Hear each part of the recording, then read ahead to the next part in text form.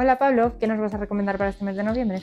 Hola Claudia, mira, para este mes de noviembre os quería recomendar la Agenda Jurídica Moirón 2026.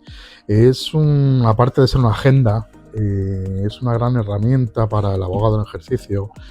Sus características principales son doble página por día, donde tienen mucho más espacio para poder, pues bueno, hacer anotaciones, y como podéis ver, lleva una serie de calendarios y cuadros donde nos ayuda a hacer los cálculos que tenemos en calendario contribuyente, en varios asuntos.